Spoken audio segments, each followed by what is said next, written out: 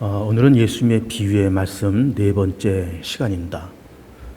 그동안 우리는 이 비유의 말씀을 보면서 씨 뿌리는 자의 비유, 그리고 또 알곡과 가라지, 또 겨자씨, 그리고 오늘은 네 번째 시간으로 밭에 감춘 보화의 이야기를 보고자 합니다.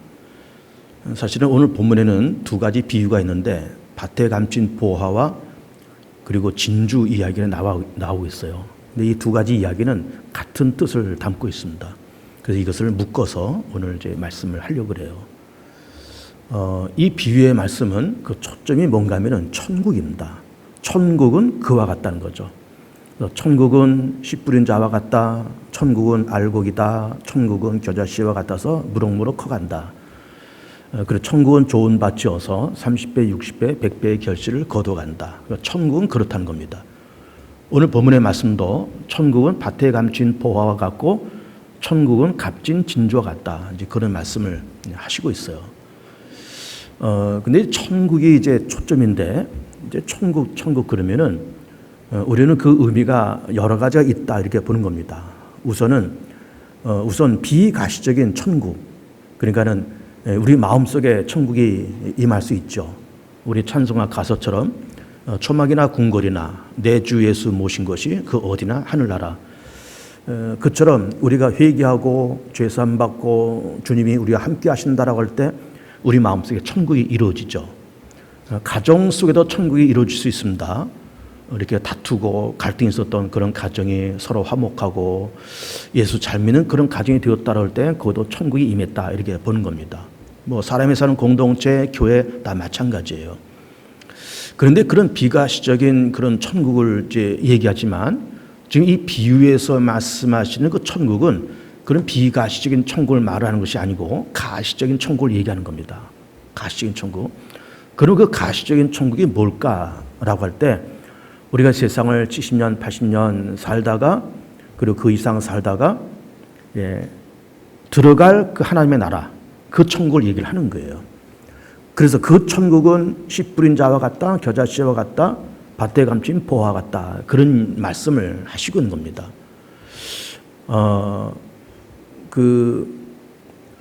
그리고 천국에 대해서 성경에서는 어떻게 묘사하고 있는가 하면은 이제 요한계시록에서 집중적으로 얘기를 하시고 있죠. 그 천국은 다시는 곡한 것이 없다, 사망이 없다, 애통하는 것이 없다. 그리고 거기는 하나님께서 함께 하시고 등불이 쓸데없고, 왜 그런가? 늘 밝으니까 죄가 없고 사단이 없고 갈등, 분노, 질투, 전쟁, 폭력 그런 것이 없는 그런 세상이다.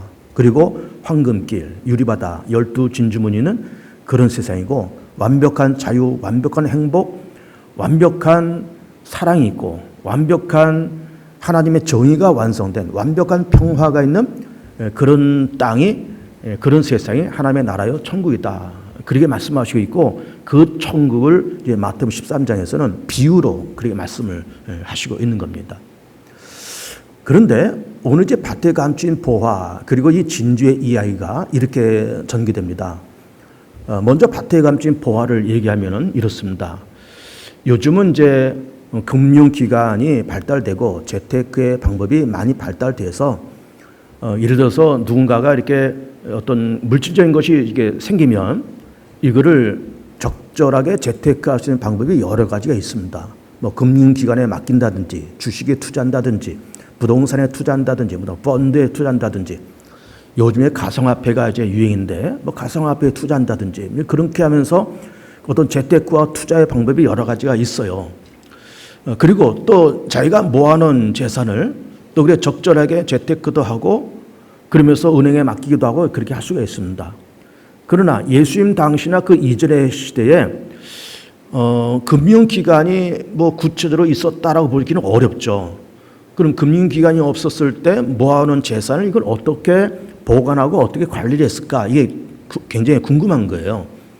그랬을 때 뭐 하루 벌어 하루 먹는 집안이야. 뭐 모아놓을 것도 없는 집안이니까는 뭐 그렇다고 치더라도 이렇게 좀 먹고 살 만한 재산이 있고 뭐 여러 가지 어떤 넉넉한 사람의 형편이 있을 때 그걸 어쨌든 적절하게 이걸 보관하고 관리할 수 있는 것이 그 무엇인가 필요했던 겁니다. 그랬을 때 그런 부자들이 썼던 방법이 오늘 이제 본문에 있는 것처럼 그 밭에 감춘 보화를 지금 들고 있는 겁니다.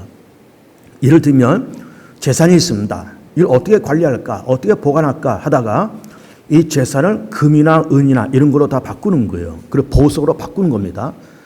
그리고 이것을 항아리에다 넣어서 이걸 땅에 묻어 놓는 거예요.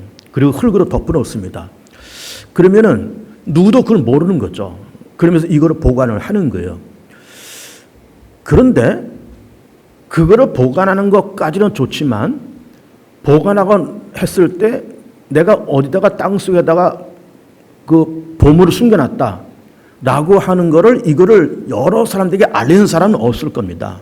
이거는 그렇게 땅에 묻어놓은 본인이나 혹은 부부나 아니면 가족 중에 아주 친근한 가까운 가족 몇몇 사람들만 그걸 알아야 되지, 그걸 묻어놓고 나 거기다 보물 묻었어, 재산 묻었어 라고 광고하고 떠들고 다니는 사람은 없을 거예요. 그러니까 그 보물은 그렇게 감춰놓고 본인 내지는 가족 중에 소수만 아는 거예요. 그리고 그 보물을 숨겨놨을 때 상식적으로 생각할 때 그거를 기왕에 땅에 묻어놨을 때 어떤 땅에다 묻어놓을까 이렇게 생각하면은 이렇게 우리가 연상해 볼 수가 있습니다. 이렇게 사방각지가 탁 트여져서 많은 사람들이 이렇게 볼만한 그런 땅에다 묻어놓지는 않을 거예요. 왜 그런가 하면은 묻어놓는 것, 꺼내는 것, 이게 누가 보면 어떡합니까? 그러니까는 기왕에 땅에 묻어놓을 때도 좀 이렇게 사방에 이렇게 좀 이렇게 밀폐되어 있는, 은폐되어 있는 그러한 곳, 사람들이 사람의 시선이 머물지 않는 그런 곳에다가 음습한 곳에다가 땅을 파서 이 항아리를 묻어놓을 거예요. 그러는 것은 본인만 알든지 가족 중에 극소수 2사람, 3사람만 알고 쉬쉬하면서 그렇게 시간이 지나가는 겁니다. 근데 만약에 그거를 묻어놓고 본인만 안다고 쳐보세요. 아, 그래, 내가 이 재산을 저 뒷산 그 어귀에다가 그래 묻어놨어. 본인만 압니다. 그러고 나서는 이렇게 해놓고서는 내가 죽을 때쯤 되면은 내 집사람이나 우리 큰아들이나 걔한테 얘기하고 죽으면 그걸 가지고 큰아들이 잘 그 재산을 잘 활용하겠지.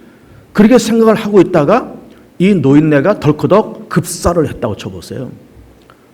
아니 뭐 죽을 때가 누가 압니까? 그 죽을 때를 모르니까 이 양반이 오래 살다가 임종 때 아들한테 얘기하겠다라고 생각했는데 어느 날 그냥 급사를 해버린 거예요. 그러면은 그렇게 급사해서 그 노인네가 세상에 없다 그럴 때는, 그런데 그 밭에 감춘 보화를 그분만 안단 말이에요. 자기 식구들 누구도 몰라요. 뭐 그 집의 부인도 모르고 아들, 딸도 다 모릅니다. 모른 채 혼자 묻어놨다가 급사해서 세상을 떠나면은 그렇게 밭에 감춘 보화는 영영 그거는 비밀 속에 들어가는 거예요. 주인도 없이 비밀 속에 다 그렇게 들어가는 겁니다. 그렇게 되거나 아니면은 이제 밭에 이렇게 보화를 감춰놓고 과거에 이렇게 어떤 천재지변 같은 것이 일어날 수 있습니다. 전쟁도 일어날 수 있어요. 이스라엘 땅에 전쟁이 많이 일어났잖아요. 뭐 바벨론이 쳐들어오고 아수르가 쳐들어오고 뭐 블레셋이 쳐들어오고 많은 전쟁을 겪었습니다. 그럼 전쟁을 겪으면 피난 내려가야 돼요. 그러니까 우리도 6.25 전쟁 때 일사후 때 후퇴했잖아요. 그러면 나무로 다 그렇게 후퇴를 하고 피난 내려가는 거예요. 거기도 마찬가지. 그래 전쟁을 만났을 때 피난 갈 수밖에 없습니다. 혹은 어떤 천재지변을 만날 때 피난 갈 수밖에 없어요.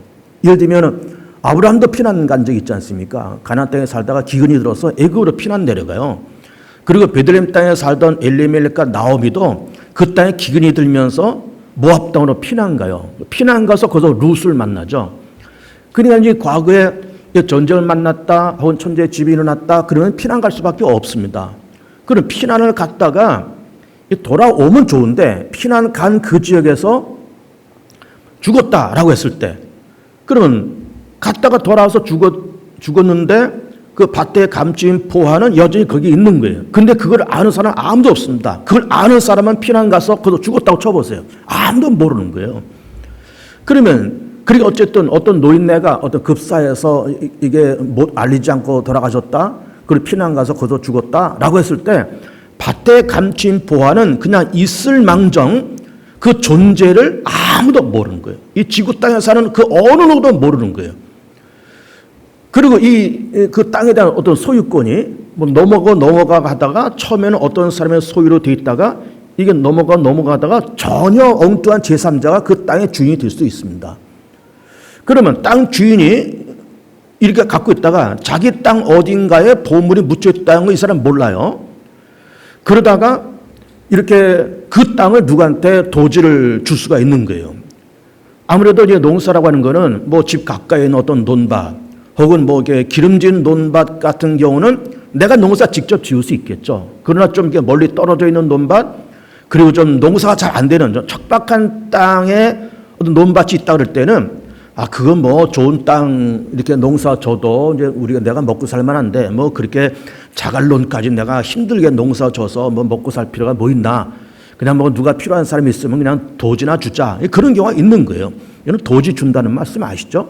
그럼 그거를 누군가가 도지를 얻어서 그 소작농을 하는 거죠. 소작농을 하면서 뭐 반타적 하면서 내가 절반 먹고 주인한테 절반 주고 그렇게 하는 겁니다. 그러면서 이 가난한 소작농은 그 주인한테서 그거를 도지를 얻어서 농사를 줘서 먹고 사는 거예요. 척박한 땅입니다. 돌밭이고 은폐된 땅이라 했습니다. 아무래도 은폐된 땅이니까는 햇볕도 잘 안 들고 돌밭이니까는 농사도 잘 안 되는 땅이에요. 그래 어쨌든 이 성실한 농부가 매일매일 열심히 농사를 지었습니다. 그러면서 어느 날 쟁기질을 깊게 했어요. 평소보다 좀 더 깊게 쟁기질을 하다가 그 쟁기 끝에 뭔가 덜커덕하고 걸리는 소리가 들린 겁니다. 그래서 이게 뭘까 해서 이제 땅을 이렇게 헤집어 보는 거예요. 그래도 거기에 웬 항아리가 묻혀 있었던 거죠. 뚜껑을 열어봤더니 이게 웬일인가? 거기에 각종 금은보석 보화가 잔뜩 들어 있습니다. 한편 기쁘고 반갑기도 하지만 한편 겁도 납니다. 이거 누가 보면 어떨까? 그러면서 이 뚜껑을 덮어놓고 흙을 덮어놓고 집에 일단 돌아왔어요. 돌아와서 공부해 생각해 보는 겁니다. 야, 그 땅에 보화가 묻혀 있네. 그러면 우리 땅 그 주인이 거기에 보화가 묻혀 있다고 하는 걸 주인이 안다 그러면은 그거를 나한테 소작을 주지 않았을 텐데 그걸 모르니까 저것을 소작을 나한테 준 게 아닐까? 그렇다 그러면은 저 땅이나 저 속에 묻혀 있는 그 보화는 그 주인 없는 보화가 아닐까? 그리고 저 땅도 몇 번 이게 명의가 변경되면서 지금 전혀 엉뚱한 사람이 저 땅으로 주인으로 있고 그 사람이 나한테 저걸 도지 줘서 내가 지금까지 몇 년째 소작농을 해먹고 있는 건데 그렇다 그러면 그 땅을 그 보화를 내가 가지려고 그러면 어떻게 될까? 어떻게 할까라고 생각하다가 그럼 그 땅을 사자 이렇게 결정을 내린 거예요. 그 땅을 사면 그 땅도 내 것이 될 뿐만 아니라 거기에 묻혀있는 보화도 내 것이 되지 않겠냐 이렇게 생각한 거죠. 그건 맞는 겁니다. 거기까지는. 그러다 보니까는 그 땅을 살려다 보니까는 모든 것이 부족해요. 그래서 자기의 소유 전부를 팔았다는 거예요. 뭐 그냥 많은 재산은 아니지만 뭐 집도 팔고 숟가락도 팔고 뭐 다 전당포에 맡기고 이렇게 저렇게 팔고 보니까는 겨우 그 땅을 살 만한 그런 돈이 됐던 거죠. 주인한테 찾아갔을 겁니다. 주인님 아시다시피 주인께서 그 저쪽 그 산 밑에 있는 그 땅 저한테 도지 주셨지 않습니까? 그래 그 땅 내가 뭐 몇 년째 갈아먹고 있는데 그 땅을 기하면 저한테 하나 파시죠. 주인이 그 팔라고 하는 그 말을 들었을 때 아마 이 주인은 상당히 기뻤을 거예요. 왜 그런가 하면은 말씀드린 것처럼 좋은 땅은 자기가 이렇게 갈아서 먹고 살고 있었지만은 그 척박한 그 땅 농사도 별로 잘 안 되고 뭐 이렇게 음지고 그래서 이렇게 농사 짓기가 어려운 땅인데 이거 뭐 농사 짓자니 어렵고 그래서 어쩔 할 수 없이 소작을 주긴 줬지만 이거 언젠간 팔아야 되겠다는 생각을 평소에 했던 것 같아요. 근데 너무 나쁜 땅이니까 부동산에 내놔도 누가 덜컥 사겠다는 사람이 없었던 것 같아요. 그러다가 이 소작하는 이 양반이 그 땅을 자기가 사겠다 그러니까는 은근히 이 주인이 좋았던 것 같습니다. 그래? 좋아? 사? 하고서는 금방 거기다 땅 문서를 정리를 한 거죠. 그래서는 그 땅이 본래 주인에게서 이 소작을 하던 그 사람의 소유로 된 거예요. 이게 이제 밭에 감진 보화의 그런 이야기인 겁니다. 그 두 번째 이야기는 그 값진 진주의 이야기가 나오는데 진주를 구하는 장사가 이렇게 저렇게 좋은 진주를 구하러 다니다가 어떤 사람이 진주를 갖고 있는데 정말 보기 드문 그런 좋은 진주를 봤다는 거죠. 누가 봤다는 걸까요? 그 사람의 본래 주인이 본 게 아니고 장사꾼이 봤다는 거예요. 좋은 진주를 구하러 여기저기 다니다가 누군가가 그 좋은 진주를 갖고 있는데 그래서 이 장사꾼이 이렇게 보면서 야 저기 좋은 진주를 저 양반이 갖고 있네. 저걸 한번 팔라 그래 보자. 그러면서 그 사람한테 접근해서 그 진주 그거 나한테 좀 팔아라 이렇게 얘기를 한 겁니다. 그랬더니 이거를 이제 얼마나 값을 매겨주는데 그래서 이 진주 장사꾼도 자기 전 재산을 팔아서 그 값진 진주를 이제 샀다는 거예요. 그러니까 똑같은 진주였지만 이거를 본래 갖고 있었던 사람은 이 진주가 좋은 진주인지 그냥 보통 진주인지를 몰랐어요. 그러니까 장사꾼은 그걸 알았습니다. 그래서 그 값진 진주를 자기 전 재산을 팔아서 그 진주를 샀다는 거예요. 이 두 가지 이유 가운데서, 두 가지 이야기 가운데서 공통적인 점은 이 소장농을 하는 이분도 자기 전 재산을 팔아서 그 땅을 샀다는 것이고, 값진 진주를 구하는 그 장사꾼도 자기 전 재산을 팔아서 그 진주를 샀다는 거예요. 그런데 오늘 제가 이제 설교를 하면서 이제 이 밭에 감춘 보화에 초점을 맞춰서 이야기를 하려고 합니다. 그러면 천국은 그와 같다는 거잖아요. 천국은 밭에 감춘 보화와 같다는 거예요. 여기서 중요한 거는 보화가 중요한 것이 아니고 밭에 감추었다고 하는 것에 초점이 있습니다. 감춰져 있다. 천국은 좋은 세상인데 감춰져 있다. 이런 이야기예요. 이게 참 이게 어울리질 않잖아요. 아니, 하나님이 왜 그 좋은 진주를, 왜 그 좋은 보화를 공개해서, 자, 이게 천국이야. 이 천국에 모두가 다 들어와. 이 천국이 얼마나 좋으니? 봐, 유리바다 황금길 12진주문 다시는 곡하는 것이고 사망이 없는 이런 곳으로 다 들어와 하면서 이 천국을 공개하고 이걸 다 오픈했으면 좋을 텐데 밭에 감추어놨다는 거예요. 그래서 우리가 이 말씀 보면서, 야, 하나님이 좀 소심하다. 그걸 왜 감추실까? 이걸 다 이렇게 공개해서, 하나님이 나는 이런 거야. 다 들어와. 배포 크게 그렇게 말씀하셔도 될 것 같은데 이렇게 밭에 감춰 놓으셨다는 거예요. 그런데요, 왜 감췄을까? 이게 중요한 겁니다. 왜 감췄을까? 디모데전서 2장 4절 말씀 보면 이런 말씀이 기록되어 있습니다. 하나님은 모든 사람의 구원을 받고 모든 사람의 진리를 아는 데 이르기를 원하신다는 말씀을 하고 계세요. 모든 사람들이 구원받고 진리 알기를 원한다. 그 말씀은 하나님은 그 하나님의 나라에 대한민국 사람 5천만 다 들어오기를 원하시고 세상에 70억의 인구가 전부 다 예수 믿고 구원받아서 천국에 들어오고 진리를 알기를 원하신다는 거잖아요. 모두가 다 누구 하나 빠짐없이 다 예수 믿고 구원받고 예수 믿어 천국 들어오기를 하나님 원하신다는 거예요. 이게 디모데전서 2장 4절 말씀이에요. 그런데 거기서는 그렇게 말씀하시고 있고 또 오늘 마태복음 13장에서는 그 하나님의 나라를 밭에 감췄다는 거예요. 아니, 어디서는 뭐 다 구원받아도 좋다 이렇게 얘기하시고 여기서는 이렇게 감춰놓으시고, 이 왜 이러실까? 왜 이렇게 똑같은 하나님의 말씀 속에 여기서는 이렇게 저기서 저렇게 말씀하셔서 이율배반적인 것 같은 그런 말씀을 하실까라고 하는 것이 궁금한 겁니다. 우리는 가끔 이런 좀 재미있는 생각을 해봅니다. 하나님이 살아계신 하나님이고 전능하신 하나님이라 그러면 그 하나님이 가끔씩 우리의 육안으로 볼 수 있게끔 나타나 주셨으면 좋을 것 같아요. 예를 들면 하나님께서 참 풍채가 좋게 그렇게 나타나셔서 막 머리도 희고 수염도 흰 수염이 막 이게 배까지 내려오고 막 황금 도포를 입으시고 황금 면류관 쓰시고 그리고 이 황금 지팡이를 딱 잡고 구름 타고 샥 나타나셔서 광화문 한복판 그 광화문 광장 서울시청 광장에 딱 나타나서 봐라 대한민국 국민들아, 내가 하나님이야, 날 믿어. 내가 말씀으로 세상을 창조하신 내가 창조주야, 날 믿어. 한마디 꽝 하시고 또 쭉 저기 가서 저 미국 뉴욕 한복판 맨하탄에 가셔서 하나님께서 구름 타고 나타나서 자 미국 시민들아, 내가 하나님이야, 날 믿어. 내가 여호와야. 또 저 유럽에 가서 한마디 꽝 하시고 아프리카 남미 가서 꽝 하시고 동남아시아 돌아다니면서 꽝 하시고 그렇게 하시면 좋을 것 같아요. 그러면 다 사람들이 야, 저분이 하나님이시네, 야, 정말 멋지게 생기셨어 하면서 하나님 앞으로 꾸역꾸역 몰려들 것 같아요. 근데 하나님은 놀랍게도 은폐해 계십니다. 아니 계신 것은 아닌데 은폐해 계세요. 왜 그러실까? 왜 그러실까? 하나님의 나라도 밭에 은폐해 놓으셨다는 거예요. 왜 그럴까? 왜 그럴까? 오늘 우리가 풀 숙제는 바로 그런 겁니다. 하나님의 나라는 분명히 있는데 아름답고 화려하고 12진주문 유리바다가 있는 다시는 사망이 없고 곡하는 것이 없는 완벽한 천국이 거기 있는데 왜 감춰놨을까? 그 이유는 그 나라가 너무 가치 있고 의미 있는 나라고, 그렇기 때문에 그 가치 있고 의미 있는 하나님의 나라를 가치 있다라고 믿고 가치 있다라고 깨닫는 그런 사람들에게, 의미가 있는 하나님의 나라라고 하는 것을 깨닫고 그 가치를 아는 사람들에게 하나님의 나라를 공개하시고 싶으셨던 거예요. 그 가치를 아는 사람에게, 그 의미를 아는 사람에게, 좀 속된 말로 말하면 어중떠중이에게 하나님의 나라를 공개하고 싶지가 않으신 거예요. 그 가치를 아는, 그 의미를 아는 사람에게 이 하나님의 나라를 공개하시고 싶으셨던 거예요.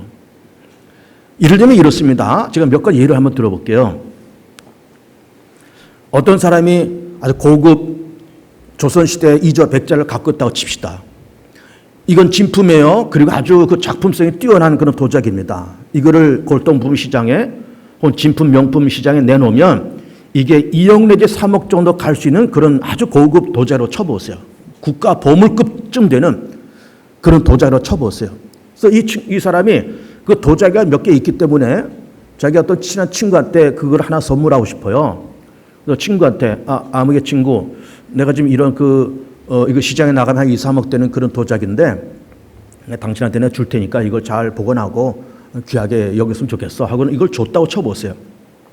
그리고 준 그 사람이 기대하는 거는 내가 이 귀한 거를 저 친구한테 줬으니까 저 친구가 이거를 잘 닦아서 윤을 내고 유리상자에 딱 넣어서, 그리고 이렇게 거실 한쪽 구석에 딱 놓고, 그리고 사람들이 이게 접근하지 못하게끔 거기다가 이게 약간의 어떤 펜스 같은 것도 쳐놓고, 누군가가 이거를 또 도둑질을 하면 안 되니까 거기다가 CCTV도 한 2개 이렇게 달아놓고, 그리고 가끔씩 꺼내서 이걸 좀 닦고 윤 내고, 가끔씩 그렇게 아주 소중하게 보관하기를 원했던 거예요. 그걸 원해서 그걸 줬고, 당연히 또 그렇게 해야 되고, 왜냐? 이게 가치 있는 것이고 보물이거든요. 굉장히 비싼 거거든요. 그래서 그걸 줬는데, 그러고 나서 한 몇 달 지나서 이 사람이 그 친구를 찾아갑니다. 그 친구를 보고 싶어서 찾아간 것도 있겠지만은 내가 몇 달 전에 이제 그걸 줬는데 이 친구가 그걸 잘 보관하고 있을까? 어떻게 보관하고 있을까라 궁금해서 찾아갔던 겁니다. 찾아갔더니 웬걸 개밥 그릇으로 쓰고 있는 거예요. 개밥 그릇으로. 아니 그 2, 3억 되는 그런 백자 그 도자기를 마당에서 기르는 개 쌔빠뜨기 하나 묶어놓고 이렇게 모가지 묶어놓고 거기다가 이 2, 3억 되는 이 도자기를 이걸 개밥 그릇 쓰고 있는 거예요. 거기에 생선 뼈다귀, 김치 쪼가리, 그냥 밥풀떼기, 누룽지, 그리고 이 개가 그거를 막 굴리고 다녀서 여기저기 흠이 가고 금 가고 깨지기 일보 직전이고 오물 묻고 개똥 묻고, 그래서는 그렇게 개밥 그릇을 그걸 쓰고 있다고 쳐보세요. 그거를 준 그 사람이 그걸 봤다고 쳐보세요. 기절초풍할 노릇인 겁니다. 아니 친구야 이게 어떤 건데 이렇게 관리하나 자네? 미안하지만 나 이거 도로 가져갈래? 도로 가져갈 거예요.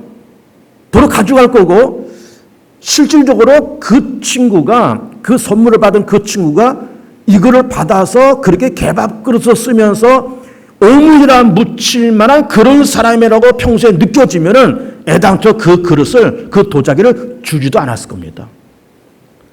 주지도 않을 거예요. 분명히. 그런 겁니다. 이 도자기의 가치를 아는 사람에게 주지, 이걸 모르는 사람에게 그걸 줘서 개밥 그릇으로 쓰게끔 그걸 줄 사람은 절대로 없습니다. 절대로 없습니다. 요즘 이제 이런 그 지방에 전원주택들이 많이 있습니다. 전원주택 그거 땅 사서 지으려면 수억 원이 들고요. 그리고 이제 이렇게 전원주택 매물 나온 것도 많잖아요. 좀 이렇게 작은 거는 2억, 아니면 3, 4억, 5, 6억 다 그렇습니다. 이 경기도 외곽권에. 그래서 전원들이 다 그래요. 그 전원들이 굉장히 많습니다, 요즘. 그리고 이제 이 중년, 노년에 있는 이 서울 도시권에 있는 사람들이 은퇴해서 전원주택을 짓든지 아니면 매물로 나온 전원주택을 사서 경치 좋은 데 가서 좋은 공기 마시면서 그래서 노년을 보내자라는 그런 로망을 갖고 있는 그 도시인들이 꽤 많습니다. 그래서 어떤 분이 은퇴하고 정말 이렇게 참 경치 좋은 곳에 있는 그런 전원주택을 이렇게 해서 참 비싼 값에 그걸 샀다고 쳐보세요. 그 잘 갖고 있습니다. 그런데 몇 년 살다가 이제 뭐 어떤 일이 생겨서 외국을 나가게 생겼습니다. 뭐 자식들이 외국에 나가 있고 뭐 그럴 수도 있잖아요. 그래서 자식들 보러 외국을 나가야 되는데 그러려면 이 집을 한 2, 3년 비워야 됩니다.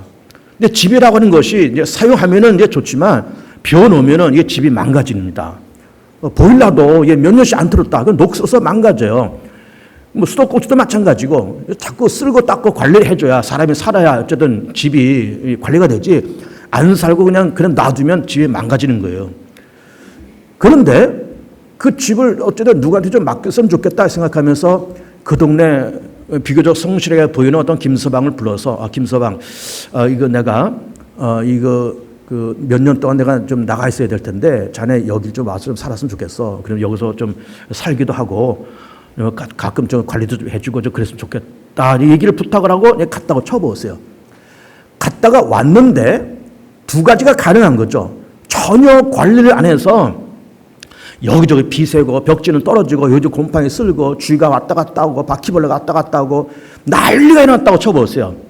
그러면은 그거를 관리한 그 사람은 야단칠 뿐만 아니라 그 사람한테 그걸 준 거를 후회하는 거예요.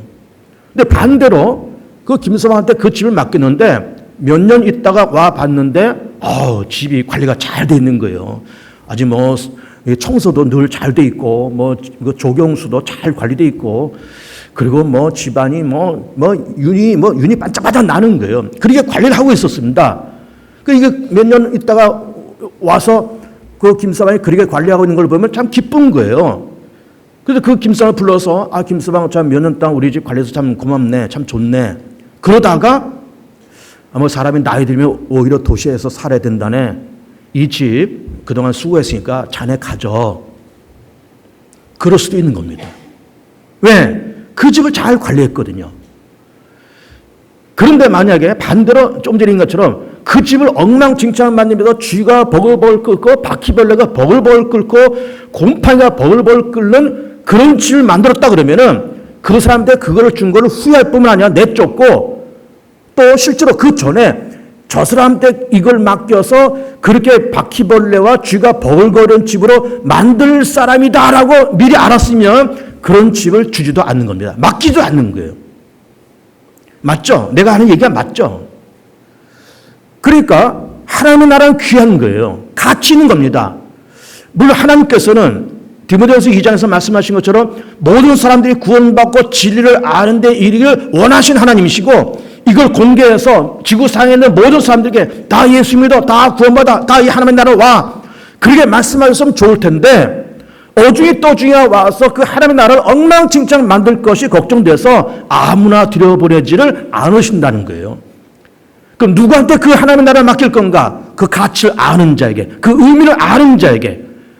그리고 그것을 준 분은 하나님이시고 주신 하나님에게 감사할 줄 아는 사람에게 그 하나님의 나라를 맡기는 거지 어중이 떠중이 누가 준 줄도 모르고 그 의미와 가치도 모르고 감사할 줄도 모르는 그런 사람에게 천국을 맡긴다? 천국에 들어오라 그런다? 그럴 하나님이 아니신 거예요. 하나님은 그렇게 만만한 하나님이 아닙니다, 여러분. 만만한 하나님이 아니에요. 하나님이 그런 사람에게 하나님 나라를 맡기지 와서 바퀴벌레 쥐들이 버글버글 끓게 만들 그런 사람에게 하나님의 나라를 맡길 그런 하나님이 절대로 아닌 겁니다, 여러분. 재미있는 영화가 하나 있습니다. 찰리와 초콜릿 공장. 참 재미있는 영화예요. 몇 년 전에 제가 한번 슬쩍 본 것 같아요. 그 미국의 유명한 배우 조니 뎁이 주연을 하더라고요. 그 캐리비안 해저 후크 선장 나온 조니 뎁, 그 유명한 배우잖아요. 주인공이에요. 그가 그 영화에서 어떤 치과 의사 아버지의 아들입니다. 근데 아버지하고 사이가 안 좋아서 집을 나왔어요. 그래서 인생이 쓸쓸합니다. 집을 버렸으니까 아버지를 등지고 나와서 인생이 쓸쓸해요. 그래서 이 쓸쓸한 세상을 좀 달콤한 세상을 만들어보자 해서 뭘 만드는가 하면 초콜릿 공장을 세웠어요. 회사가 잘 됐습니다. 아주 매출이 많은 굉장히 유명한 회사가 됐습니다. 그러다가 초콜릿 공장을 만들어도 인생이 달콤하지를 않는 거예요. 그러다가 내가 이 공장을 접고 아버지한테 돌아가자. 그래서 아버지하고 화해하고 그야말로 아버지랑 알콩달콩 살면서 그야말로 달콤한 인생을 만들어보자. 하려다 보니까 집에 가는 건 좋지만 이렇게 벌려놓은 이 사업, 이 공장 이걸 어떻게 합니까? 누구한테 맡기고 싶은 거예요. 누구한테 주고 싶어요. 누구한테 줄까 생각을 해보는 겁니다. 그러다가 그 초콜릿 포장지 속에다가 골든 티켓이라는 티켓을 그 수많은 초콜릿에 5개만 딱 넣었습니다. 이걸 전 세계에다 팔아서 그 골든 티켓을 받은 사람들은 몇 날 몇 시에 우리 공장 정문으로 모여라. 올 때 그냥 오지 말고 어머니나 아버지 혹은 할아버지를 이 보호자를 모시고 그 와라. 이렇게 한 겁니다. 그들이 얼마 지나서 이 골든 티켓을 4명이 다 이미 받았고 마지막 5번째를 누가 받는가 하면은 그 공장 정문 앞에서 아주 가난한 집의 아들이 그 마지막 골든 티켓을 이제 잡은 거예요. 너무 기뻐서 그 사장이 오라고 하는 그 시간에 맞춰서 그 공장 앞에 이렇게 왔습니다. 와가지고 이 주인공 조니 데이비 하는 말이 내가 이 공장을 처음에는 이 공장을 넘겠다는 말을 안 해요. 공장을 견학시켜주겠다 그럽니다.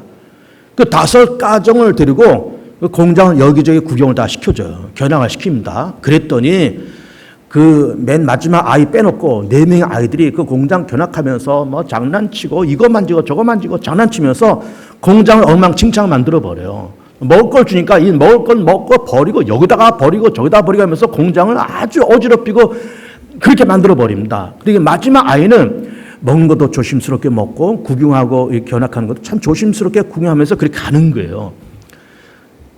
그리고 다 견학이 끝났습니다.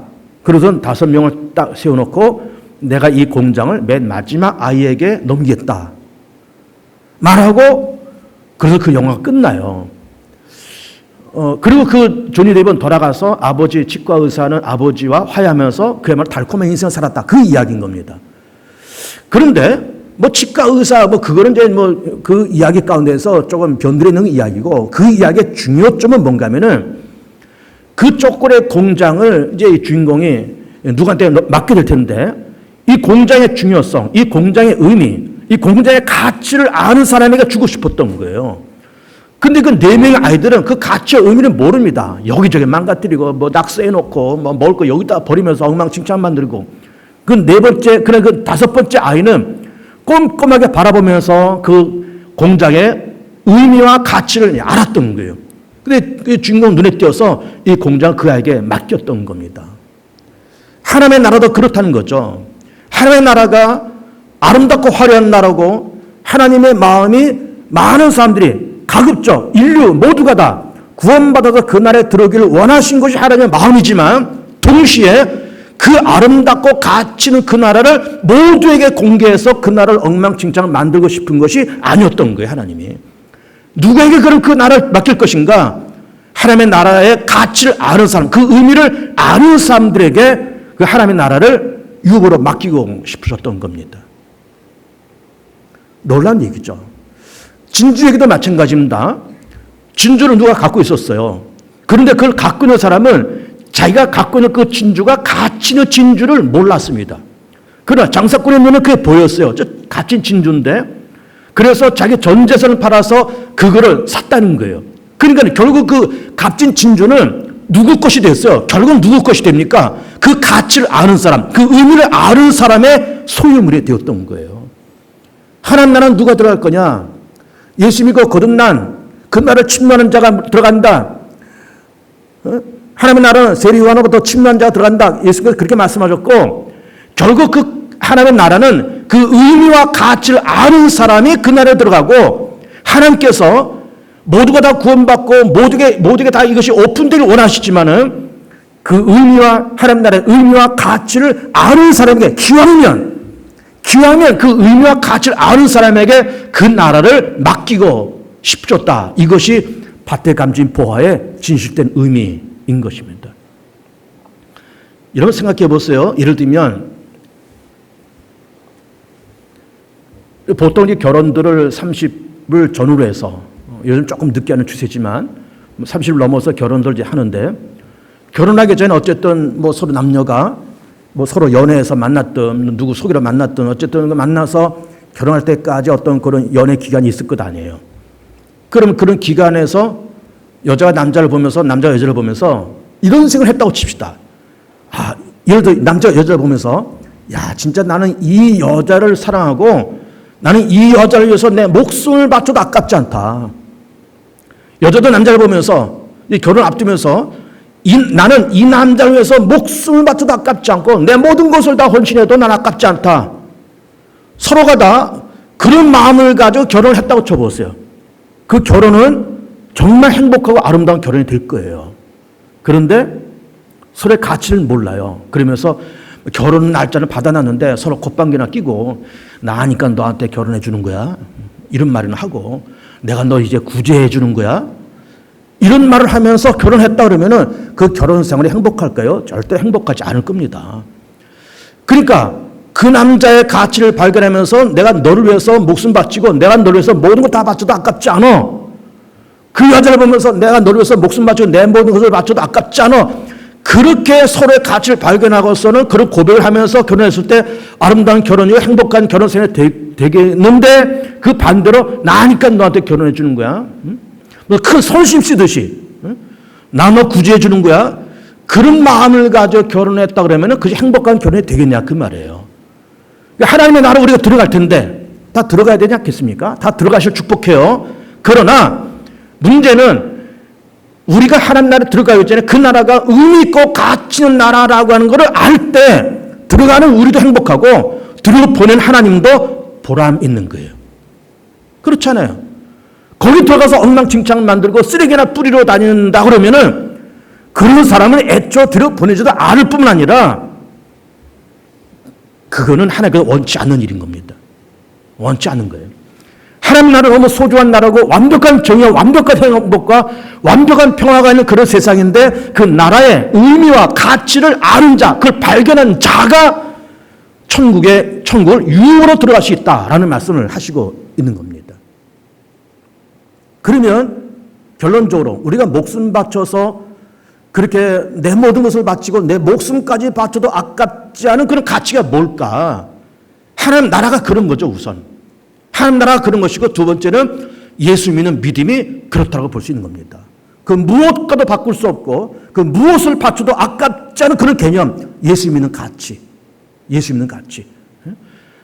예수를 믿고 거듭남으로 오는 그런 기쁨, 이거 뭘로 바꿀 수 있겠습니까? 그리고 내가 교회를 다니고 예배를 드리고 또 교우들 만나는 이런 기쁨, 이 가치, 이 얼마나 귀한 가치인 겁니까? 그러니까 하나님의 나라가 아무리 아름답고 아무리 화려한 그런 나라 그럴자도 하나님께서는 그거를 함부로 이 사람 저 사람 속된 말로 어중이 떠중이 다 이거를 공개하고 싶지가 않으신 거예요. 또 하나님의 존재도 마찬가지. 아까 이렇게 나타나서 한마디 하신다 그런 얘기도 했지만은 하나님이 그렇게 예쁘게 나타나서 무슨 쇼하듯이 무슨 깜짝 쇼하듯이 그렇게 예쁘게 구실 하나님은 또 아닌 거예요. 하나님은 그런 분이 아니에요. 하나님은 그렇게 무의미한 분이 아닌 겁니다. 하나님은 그렇게 무가치한 분이 아니에요. 은폐에 계신 하나님이시고 또 하나님의 나라로 은폐된 그런 개념이지만 그 나라의 가치와 의미를 아는 자에게는 볼 수 있는 것이고 느낄 수 있는 것이고 소유하시는 것이고 그렇잖아요. 하나님이 은폐되어 있는 분이지만은 하나님의 가치를 알고 하나님의 존재를 아는 사람에게는 언제나 만날 수 있습니다. 그렇잖아요. 지금도 만나고 있는 중이에요. 은폐되어 계시면 언제나 만날 수 있어요. 어디서나 만날 수 있어요.